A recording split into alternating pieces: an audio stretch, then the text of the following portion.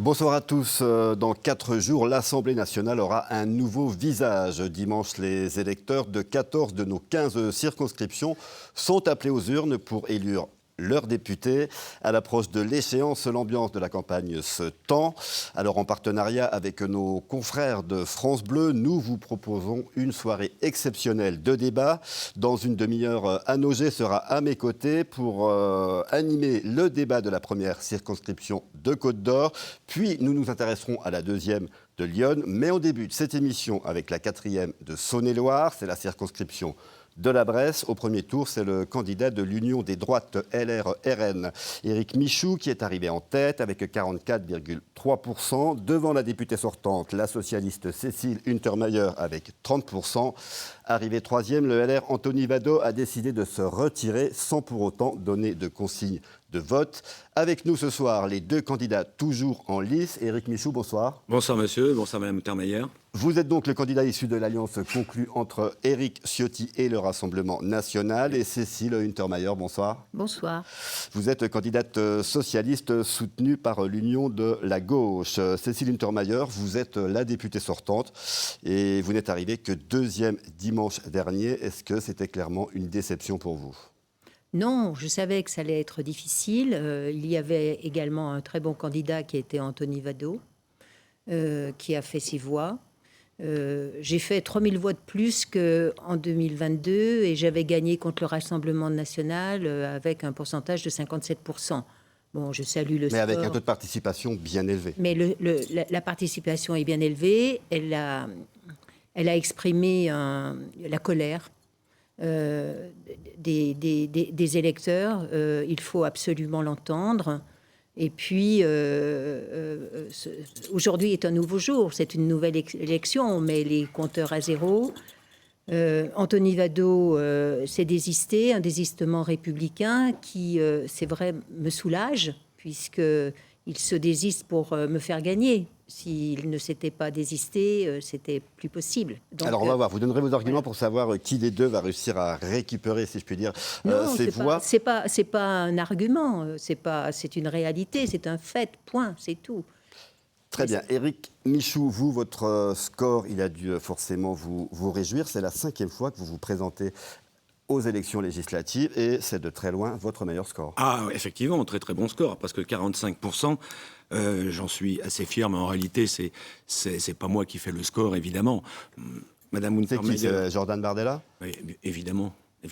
Madame Untermaier a expliqué un certain nombre de choses qui ont pour vocation à parler de politique et de liens politiques avec Anthony Vado, j'ai sous responsabilité de ses propos. Moi, ce qui m'intéresse, c'est de parler des gens, c'est pas de parler des tambouilles politiques et de qui va voter, qui va se désister pour qui. Aujourd'hui, il y a plus de 50% sur notre circonscription, de personnes qui veulent un changement fort, un changement phénoménal, qui ne veulent plus de ce gouvernement, et qui ne veulent pas plus, d'ailleurs, de M. Mélenchon et très directement de Mme Untermaier. Donc oui, je vois cette souffrance qui est exprimée par ces 50% de personnes qui ont porté leur voix sur ma modeste candidature, mais soyons honnêtes, sur l'espoir. Mais quel est votre positionnement aujourd'hui, puisque le fait que vous soyez un de ces candidats de cette alliance LRRN a pu surprise. Vous étiez candidat de l'Union centriste il y a à peine 2 ans, finalement. C'est un peu le grand écart, non ? Mais alors, absolument pas. Je l'ai toujours été, d'ailleurs, de l'Union centriste, puisque j'ai été UDF, j'étais un des derniers UDF Mouvement démocrate, et la dernière élection que j'ai faite en 2022, j'étais Nouveau Centre avec un soutien des LR. Voilà, donc j'ai toujours été, je suis un centre. Il n'y a pas de problème de clarté pour vous ? Absolument pas. Cécile Untermaier. Il n'y a pas de problème de clarté. La clarté, en tout cas, c'est vous-même qui l'a décidé. Mais il faut bien admettre quand même que face à ma constance qui a toujours été d'être au PS, et on me connaît, j'ai toujours été au Parti socialiste, par fidélité par rapport aux électeurs et par souci de clarté. Et vous-même qui, à chaque élection... c'est pas une attaque, c'est un constat là encore. À chaque élection, vous avez changé. Vous étiez au MoDem à un moment. Vous avez été au MoDem. Vous avez été à l'UDI. Vous avez été à LR. Vous avez été à LR dissident par rapport à des collègues LR qui vous laisse présenter, vous êtes présenté en dissidence contre eux, et là vous vous présentez en Rassemblement national. Vous imaginez quand même l'écart qui est le vôtre, et cette inconstance, elle nous trouble, peut-être pas les lecteurs, j'en sais rien, mais moi qui suis dans la constance et dans la volonté de garder une parole claire, eh bien je suis, j'avoue, assez étonnée par la facilité avec laquelle vous pouvez changer d'étiquette, quoi. Alors, on va Oui, laisser alors, répondre la facilité, vous savez, en réalité, il faut écouter les gens. 50% des gens de la circonscription veulent le changement. On peut continuer à être autiste dans ses propos en disant « moi, j'ai une certaine ligne, je m'y tiens ». Moi, ce qui m'intéresse, c'est de me mettre au service des gens, au service de la population, pas au service des tribulations politiques des uns et des autres. Ma clarté, j'étais centre-droit, je suis centre-droit. Mais quand même, entre centre-droit et RN... Rassemblement national. Je ne suis pas, j'ai le soutien du Rassemblement national. Mais tel n'est pas le sujet. Mais ça veut dire, est-ce que vous soutenez tout le programme du Rassemblement national? J'en soutiens 90%, évidemment. Alors, qu'est-ce que vous rejetez de ce programme? Il y a certaines choses, peut-être parfois, sur des approches sur l'immigration qui peuvent être différentes, sur des sujets...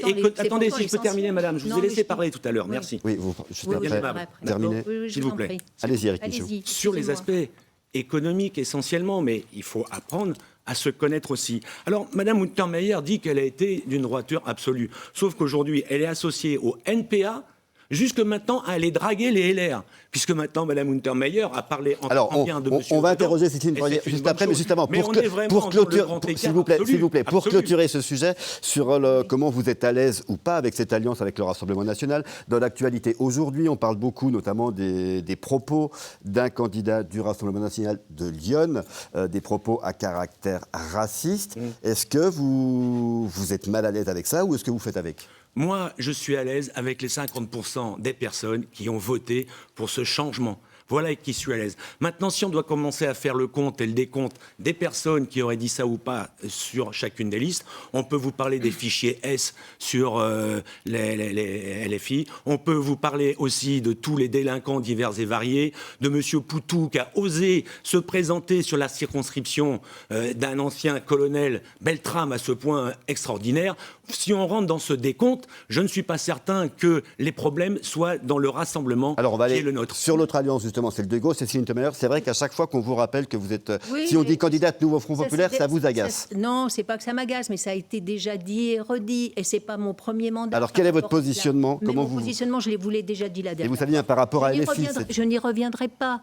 C'est clair que je ne suis pas une mélenchoniste, tout le monde le sait, et ça fait même rire les gens quand on voit avec quelle énergie vous essayez de me raccrocher à cela. Moi, j'ai pas envie de parler de cela. Oui. Ah bon, j'ai envie de parler de normal. projet. Parce que là, j'ai cherché vainement dans votre tag que j'ai reçu dans ma boîte aux lettres, distribuée je ne sais pas par qui, en fait, c'est Bardella. Oui. Voilà, et vous disparaissez en dernier. Moi, la différence, c'est que je me mets avec mon suppléant. Oui. D'ailleurs, vous avez un suppléant? Une suppléante. Une suppléante. Pourquoi elle n'est pas sur l'image? Elle n'est pas intéressante? Mais madame, mais si, c'est une femme très intéressante. C'est parce que c'est une femme? Non, c'est une femme très intéressante d'ailleurs qui va avoir... Laissez terminer, et vous répondrez après. Moi, ça me Madame Untermaier, terminez. Vous pensez présenter 50% des gens qui votent Plus. C'est la définition même de l'opportunisme. Non, si vous voulez. C'est la définition même de l'opportunisme. Donc, je n'en dis pas plus. Simplement, moi, j'avoue que ce tract m'a choqué. D'une part, parce qu'on ne voit pas une femme. Et elle représente plus de 50%, puisque vous aimez les pourcentages. Elle représente plus de 50% dans la société. Elles sont absentes. Alors, c'est vrai que quand on tourne la page, on voit un poulet de Bresse. Est-ce que c'est une femelle? Est-ce que c'est un mâle? Je ne sais pas. Vous savez pas? Et puis, on voit ensuite rien sur la Bresse, le Val-de-Saône et le Tournujois. Alors, on va laisser répondre Éric Michaud, s'il vous plaît. Alors, s'agissant des propos de Mme Untermaier sur une forme de sexisme qui serait le mien, absolument, alors répondez, puisque, en réalité, si on regarde la personne qui va se présenter, serait certainement à l'élection présidentielle, est une femme, Marine Le Pen. Donc, que ce sexisme qui est utilisé de manière inintéressante, parce qu'en réalité, ce qui compte, c'est de parler des gens qui veulent parler de leurs problèmes, des problèmes qu'ils rencontrent sur l'insécurité, sur l'immigration, sur le pouvoir d'achat. C'est ça qui intéresse les gens. C'est pas toutes les petites tambouille de Madame Untermaier et de tous ces raccrochements. Je comprends que ça la perturbe quand on lui rappelle qu'elle est proche de Monsieur Mélenchon. Bah oui, parce que si vous votez Madame Untermaier, vous votez Monsieur Mélenchon. Oui. Et Monsieur... Laissez-moi terminer, Madame. Alors, je vous ai laissé parler. Et si vous votez Monsieur Mélenchon, c'est la catastrophe absolue. Alors, absolue. on va laisser répondre et après on parlera un petit peu programme. Donc voter Untermaier, parce que si vous votez Mélenchon. Bardella, ça n'est pas un péril, comme vous dites, Non. Un péril existentiel. Ça ne l'est pas. Eh bien, moi, je considère que c'est un péril vous pouvez le considérer, c'est existentiel. votre position. Voilà, mais donc je vous le dis, je pense que c'est l'extrême droite et que vous êtes allié à l'extrême droite. Moi, je suis positionnée en parti socialiste. Je l'ai toujours été. Avec même... l'extrême gauche. Non, monsieur, NPA, non, je ne suis pas. Ah bon Ça n'est pas du tout la même chose d'être sur la même affiche avec Bardella que dans une affiche comme la mienne où vous ne voyez pas Mélenchon. Mais vous voyez aucun de vos logos. Vous avez tiré tous vos logos. Non, mais... Aucun de logos. Non. Donc vous n'êtes même pas au Parti socialiste. Vous êtes nulle part et vous êtes partout. Non, Il faut avoir l'honnêteté de dire pour qui on est. Et vous ne l'avez pas mis, madame. Vous n'avez pas d'honnêteté sur votre acte. Si, parce que vous n'avez pas mis le parti. Vous n'avez pas mis le Front populaire. Sauf, si, vous êtes Front populaire. Vous êtes Front populaire. D'ailleurs, regardez bien.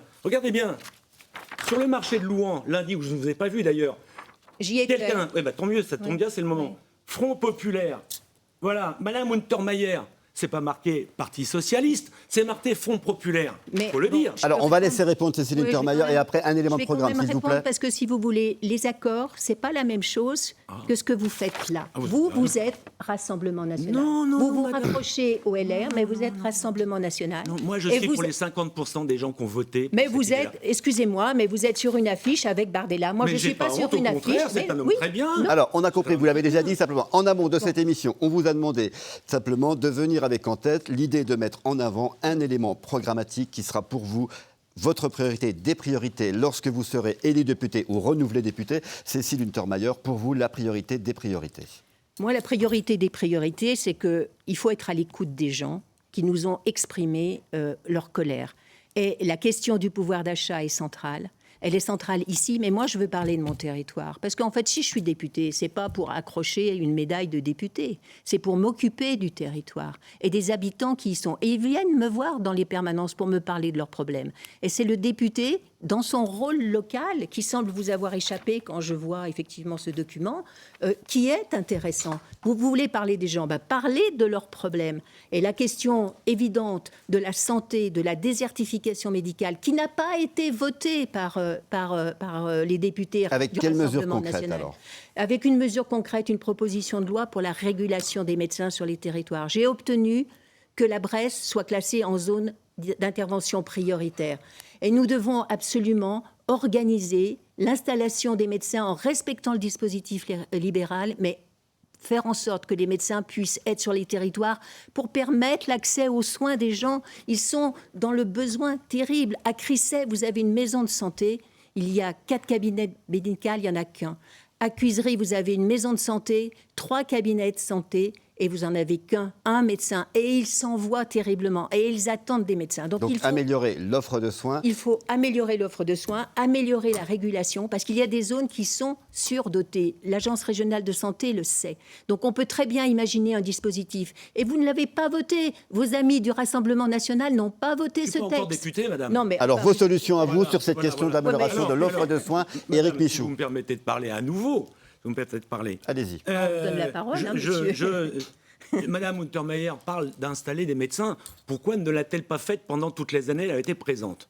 C'est une question. Moi, dans mon modeste village... Alors, vous reconnaîtrez qu'elle n'était pas du côté de la majorité. Oui, mais enfin, on peut faire des choses. Alors, allez-y, vos solutions à vous. Alors, vous, qu'est-ce que vous mettrez en place ? Qu'est-ce que vous ferez voter aussi, et j'ai installé un cabinet médical et en même temps des tendistes. Moi, je pense que le pouvoir d'achat... Alors, ce que dit Madame Untermaier, on le retrouve dans le programme du Rassemblement national, mais je ne lui ferai pas l'humiliation. Ça veut dire que vous reprendriez la même mesure. Mais vous pouvez être d'accord, c'est pas un scandale. Attendez, vous me laissez. Allez-y. S'il vous plaît.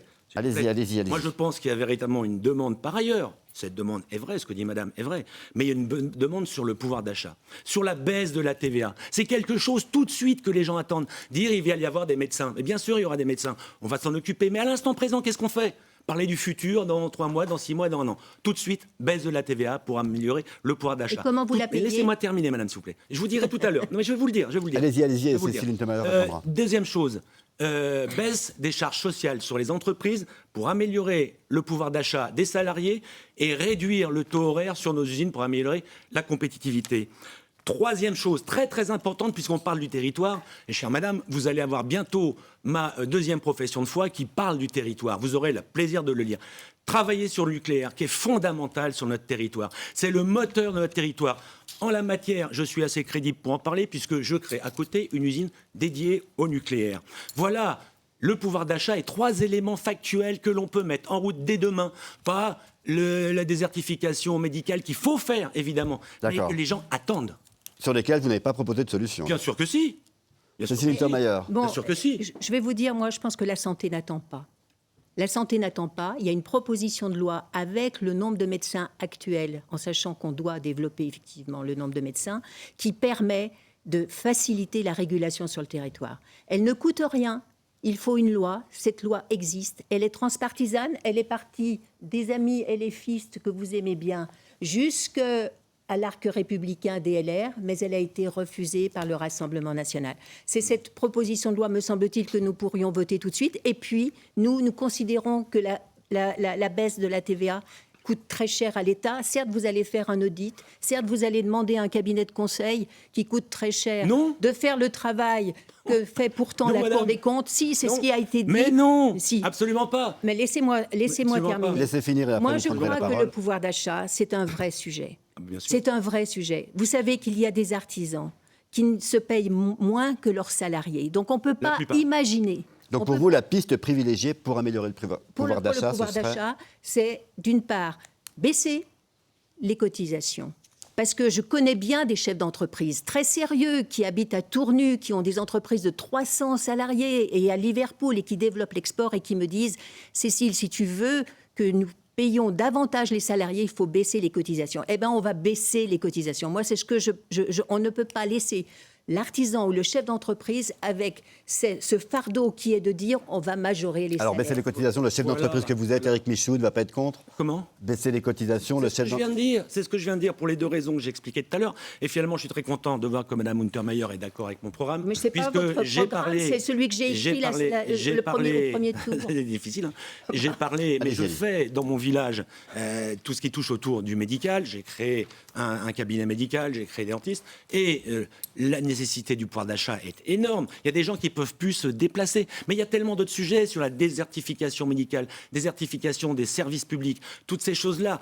Demander un élément principal, c'est dans un ensemble. Alors maintenant, si vous me dites, mais alors, comment vous allez payer ça, par exemple ? Alors, rapidement, allez-y. Alors, rapidement. Quand on parle de la TVA aujourd'hui, on parle de la base aujourd'hui du coût de l'énergie, électricité, gaz, diesel, qui ont augmenté de manière absolument extraordinaire. C'est-à-dire que la TVA qui est collectée aujourd'hui est collectée sur la base des prix qui sont indécents.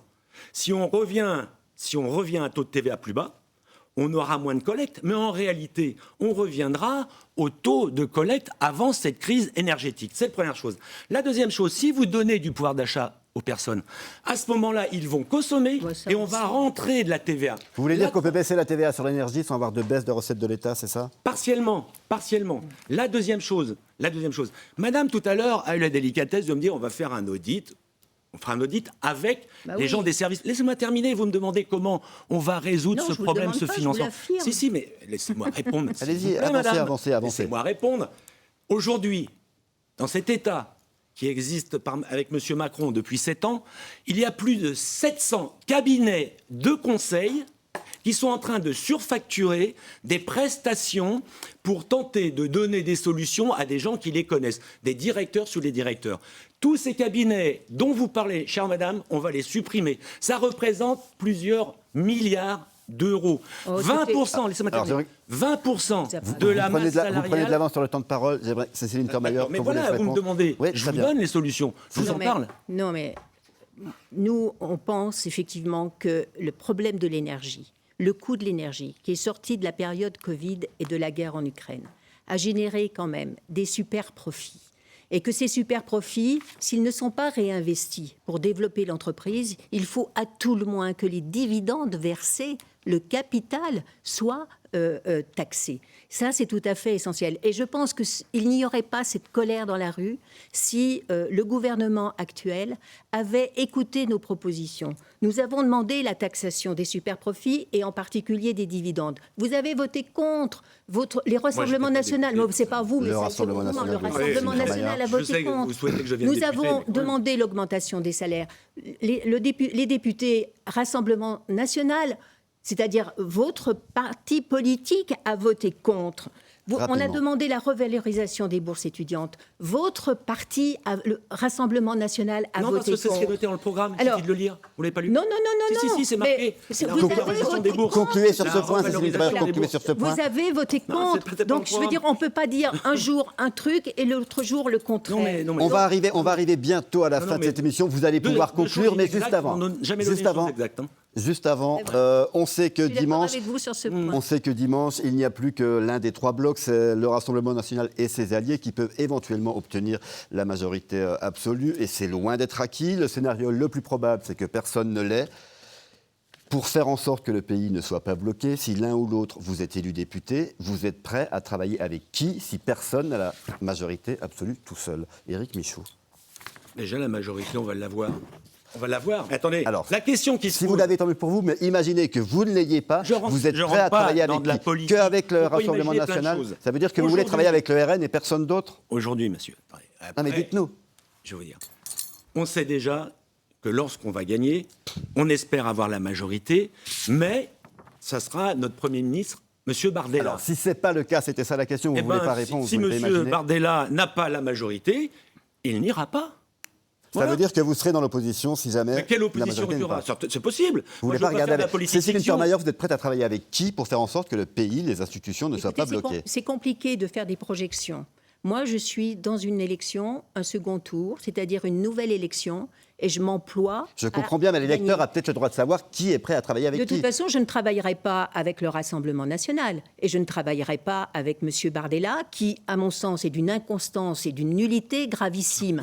Il va nous mettre. Mélenchon n'est pas mal non plus. Mais je n'ai jamais dit que je voterais Mélenchon. Je l'ai dit. Mais vous êtes dans son attirail. Mais non, je ne suis pas comme vous. Sinistre cortège. Mais non, mais c'est fini. Vous le refusez, mais si. Et c'est ce qui vous est refusé. Ça veut dire que si vous êtes député, Cécile Untermaier, vous vous opposerez à ce que Jean-Luc Mélenchon soit Premier ministre, par exemple. Je ne voterai pas pour Jean-Luc Mélenchon, mais je l'ai déjà expliqué.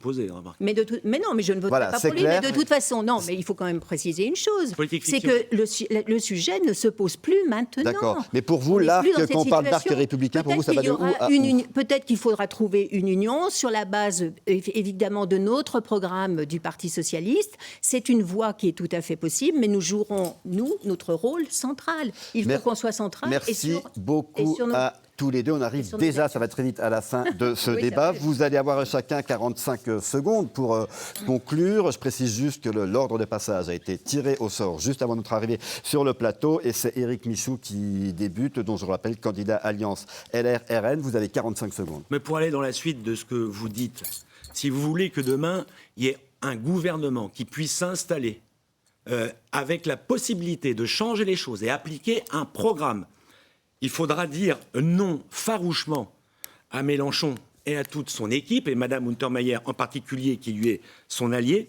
Il faudra dire oui à la France qu'on aime, toute cette France qui est la nôtre, pas de celle de l'islamo-gauchiste que Mme Untermaier est en train de défendre.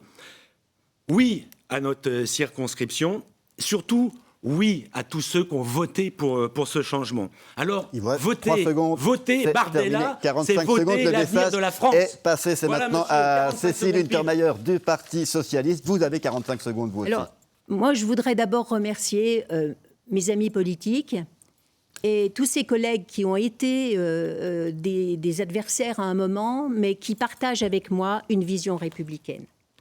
Ils m'apportent directement ou indirectement leur soutien. Anthony Vado le fait personnellement en se désistant. Alors mon programme, le premier élément de mon programme, c'est vous. Le député a un rôle local. Il doit être au soutien de sa circonscription, de son territoire et au soutien des personnes qui ont des difficultés et qui viennent le voir. Mon deuxième élément de programme, c'est quoi? C'est encore vous. 5 secondes. C'est encore vous, pouvoir d'achat, santé, Et ben voilà. études, école. Les 45 secondes sont écoulées. Merci à vous deux d'être venus débattre sur notre plateau. Et puis merci à vous de nous avoir suivis. On se retrouve dans une poignée de secondes avec la première circonscription de Côte d'Or.